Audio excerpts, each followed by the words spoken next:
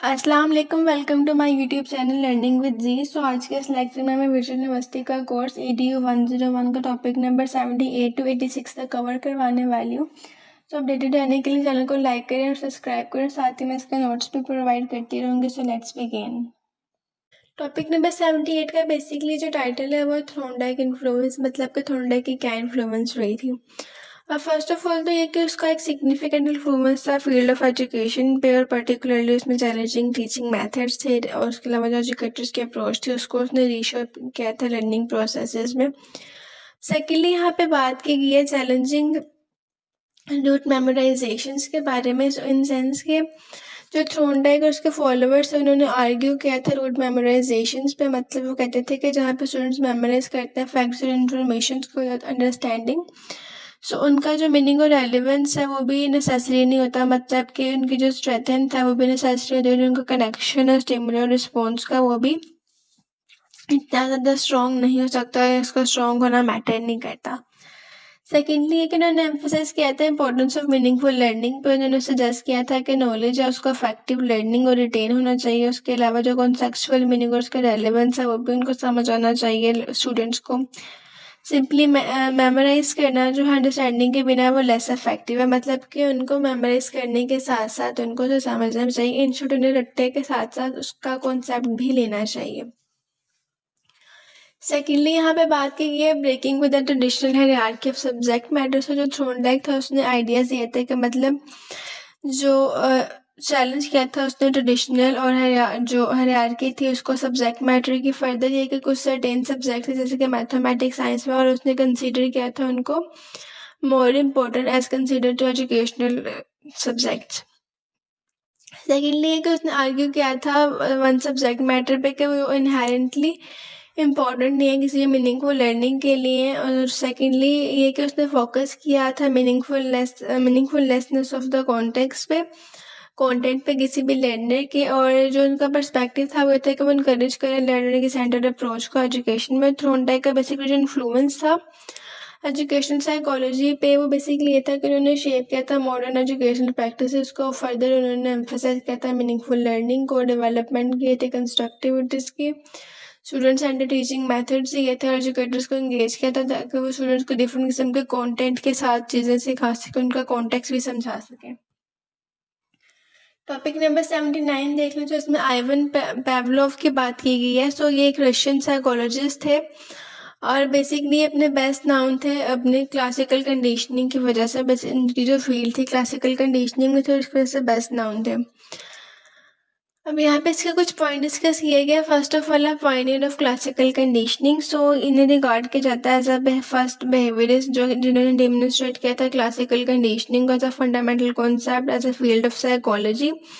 और उनकी जो रिसर्च थी वो लाइक इस पे बेस करती थी कि किस तरीके से जो एसोसिएशंस हैं वो मतलब कि बनती हैं स्टिमुलस और रिस्पॉन्स के दरमियान में। सेकेंडली यहाँ पे उन्होंने बात की द एक्सपेरिमेंट विद सेलिवेटिंग डॉग। जो मैंने आपसे बात की थी कि वो डॉग का मतलब उसको खाने के लिए बेल बजाई जाती थी, उसके टाइम के अकॉर्डिंग मतलब कुछ कुछ सलाइवा आना शुरू, सलाइवा की प्रोड्यूसिंग शुरू हो जाती थी उसकी। सो उनका जो मोस्ट फेमस एक्सपेरिमेंट था वो था डॉग का, और जो प्रोसेस था क्लासिकल कंडीशनिंग का, उन्होंने नोटिस किया था कि जो डॉग थे वो सलाइवेट करते हैं अपनी मतलब साइट ऑफ फूड की वजह से। उसके अलावा अनकंडीशन रिस्पॉन्स आई और नेचुरल रिफ्लेक्सिव रिएक्शन है। और सेकेंडली ये कि उन्होंने कहा था कि उन्होंने इंट्रोड्यूस करवाया था न्यूट्रल स्टिमुलर बेल रिंगिंग का जो प्रोसेस था, जिसमें कि जो डॉग था उसको फूड प्रोवाइड कर देता था, मतलब ओवर द टाइम। और जो डॉग था वो मतलब वो बेल का साउंड सुनने से उसका जो स्टिमुलस था वो मतलब कंडीशन में आ जाता था। और फर्दर ये कि अराइवल ऑफ फूड के बाद एज अ रिजल्ट कि वो डॉग इवेंचुअली जो था वो सलाइवा जो था वो प्रोड्यूस करना शुरू कर देता था बेल के एक दफ़ा बजने के बाद, अगर बेशक वहाँ पे फूड उसे ना भी प्रोवाइड किया जाए। उनकी क्लासिकल कंडीशनिंग के एग्जाम्पल थे। अब सेकेंडली जो क्लासिकल कंडीशनिंग का प्रोसेस था वो किस तरीके से जो था वो कंटिन्यू हो रहा था।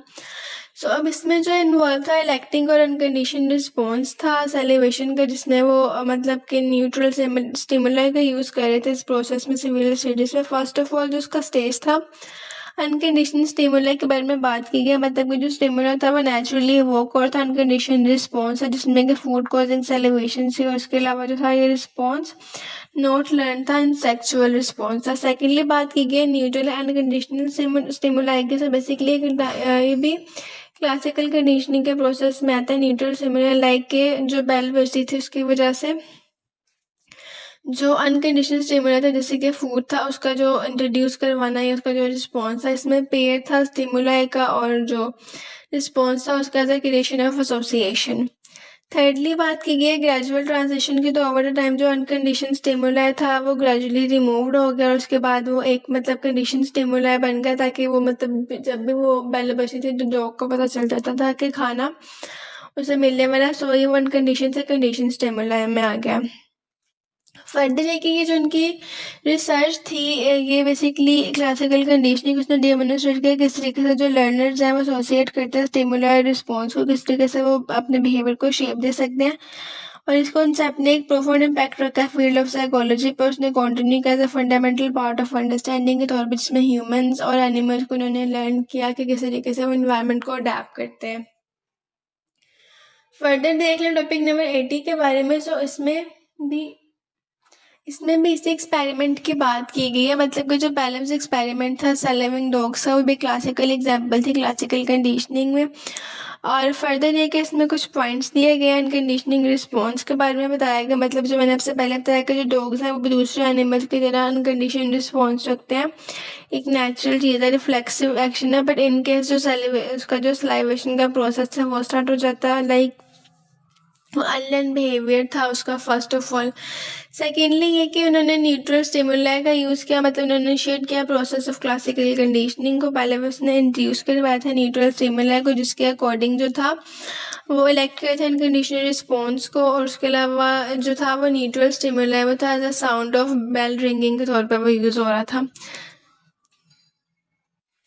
इसमें फर्दर बात की गई है pairing the bell with food के, मतलब एक्सपेरिमेंट के दौरान वो जो पूरा प्रोसेस है जिसमें वो डॉग को फीड करवाता है, सो वो जो एक बेल का रिंग करना था वो भी उसको पेयर कर रहा था। लास्टली जो बात की गई है फॉर्मेशन ऑफ एसोसिएशन है कंडीशन रिस्पॉन्स है, लाइक कि वो एसोसिएट कर रहा था, मतलब वो सारी वही स्टोरी है दोबारा से कि किस तरीके से वो बेल उसने रिंग की और फिर पहले वो एक अनकंडीशन बिहेवियर था और उसके बाद वो जब भी बेल रिंग होती थी तो वो डॉग को पता चलता था कि मेरा खाना आने वाला है।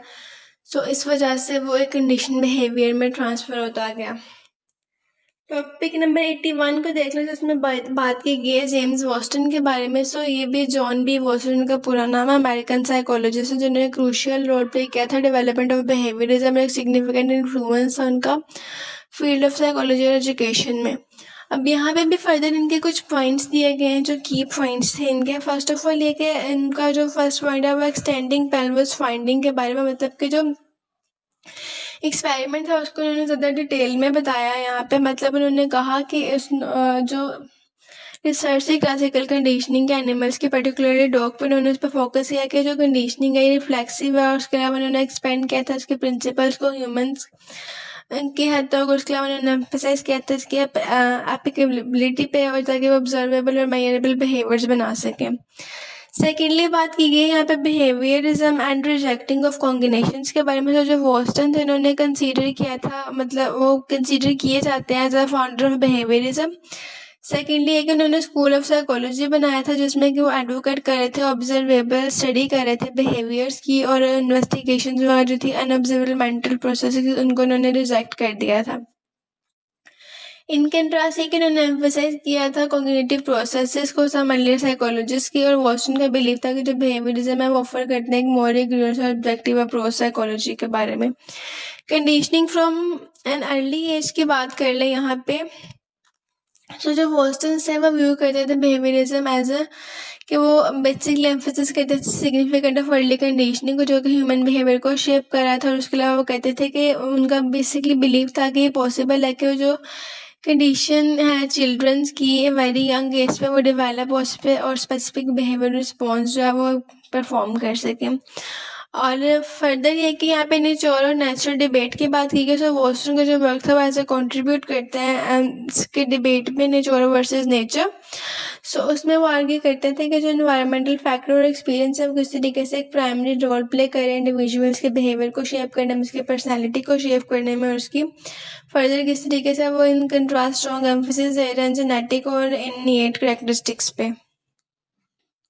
लास्टली यहाँ पे बात की गई है इन्फ्लुएंस ऑफ एक्सपीरियंस के बारे में। सो जो वॉस्टन है उनकी जो थ्योरी है वो स्ट्रेंथन करती है कि किस तरीके से जो आर्ग्यूमेंट्स है किसी भी लाइक इन्फ्लुएंस के या किसी भी किस्म के एक्सपेरिमेंट के वो किस तरीके से जेनेटिकली और इनियट ट्रेट्स के तौर पे वो मतलब बिहेव करें। सेकेंडली है कि उनका बिलीव था कि जो बिहेवियर है वो मॉडिफाइड किया जाता है आपकी मतलब किसी भी किस्म की शेप या किसी भी सिस्टम कंडीशनिंग के थ्रू, और जो पर्सपेक्टिव है वो किस तरीके से एक प्रोफाउंड इम्पैक्ट रखते हैं साइकोलॉजी पे, एजुकेशन पे या चाइल्ड रीडिंग प्रैक्टिसेस पे। अब टॉपिक नंबर 82 को देख लो। तो यहाँ पे बात की गई है B.F. स्किनर के बारे में। सो B.F. स्किनर इन सेंस के वो एक इंडीड लाइक अमेरिकन साइकोलॉजिस्ट थे, इन्फ्लुएंशियल पर्सनालिटी थी उनके, और उनका सिग्निफिकेंट कंट्रीब्यूशन था फील्ड ऑफ साइकोलॉजी में ऐसे, और पर्टिकुलरली जो एरिया ऑफ बिहेवियरिज्म और जो ऑपरेंट कंडीशनिंग है उनका उसमें काफ़ी ज़्यादा जो था वो प्रोमिनेंट फिगर है वो उसमें। अब यहाँ पे बात की गई है उनकी अर्ली रिसर्च के बारे में। मतलब उन्होंने एक रिसर्च की थी, early research with rats and pigeons. So Skinner ने कंडक्ट की थी एक रिसर्च जिसमें उन्होंने एनिमल्स का यूज़ किया, पर्टिकुलरली रैट्स और पिजन को, जिसमें उन्होंने एक्सपेरिमेंट दिया था उन्हें एज अ सब्जेक्ट। फर्दर है कि उनका ये जो वर्क था ये अलाउ कर रहा था कि लाइक जो स्टडी किस तरीके से जो स्टडी बिहेवियर है या कंट्रोल सेटिंग्स है, जो ड्रो बेसिकली जो जनरल पब्लिक प्रिंसिपल्स है वो किस तरीके से लर्निंग और कंडीशनिंग के बारे में वो ड्रॉ कर रहे हैं। सेकेंडली है कि इसमें डेवलपमेंट की गई थी ऑपरेट कंडीशनिंग की, मतलब स्किनर का जो नोटेबल कंट्रीब्यूशन था वो इसी ऑपरेंट थ्योरी के ऊपर था। और सेकेंडली कि जो ऑपरेट कंडीशनिंग थी ये एक लर्निंग की फॉर्म है जिसमें कि बिहेवियर इन्फ्लुएंस किया जाता है बाय देयर कॉन्सिक्वेंसेज। और सेकेंडली ये कि यहाँ पे जो इन्वॉल्व है कुछ किस्म के मॉडिफाइंग बिहेवियर इन्वॉल्व जिसमें कि रीइंफोर्समेंट और पनिशमेंट वगैरह ऐड होता है। और बिहेवियर्स का फर्दर ये कि इसमें डिस्कस किया गया बिहेवियर डिटरमाइंड बाय कॉन्सिक्वेंसेस के बारे में बात की गई है। सो इन सेंस का जो ऑपरेंट कंडीशनिंग है वो किस तरीके से स्किनर ने पर्पस की थी उसके बारे में बात की, और जो इन्फ्लुएंस करे उसके कॉन्सिक्वेंसेस को। सेकेंडली ये कि जो बिहेवियर है ये फॉलो कर रहा है रीइंफोर्सिंग कॉन्सिक्वेंसेस, मतलब जो पॉजिटिव और नेगेटिव आपके कॉन्सिक्वेंसेस हैं उनको। और इसके अलावा जो है वो दोबारा से वही बात है रिपीटेड वाली, लाइक कि जो आपका मतलब रिवॉर्ड आपको किस काम पे मिलेगा, वो जिस काम पे आपको रिवॉर्ड मिलेगा आप उसे रिपीट करेंगे, और जिस काम पे पनिशमेंट होगी इंडिविजुअल उस काम को मतलब अवॉइड करना शुरू कर देंगे। और उसके बाद बात की गई है यहाँ पे रिस्पोंडेंट वर्सेस ओपोनेंट बिहेवियर की। अब स्किनिंग ने इसमें भी मतलब कि दो डिस्क्रिमिनेशन दी थी। फर्स्ट ऑफ ऑल उन्होंने बात की थी रिस्पोंडेंट बिहेवियर के बारे में।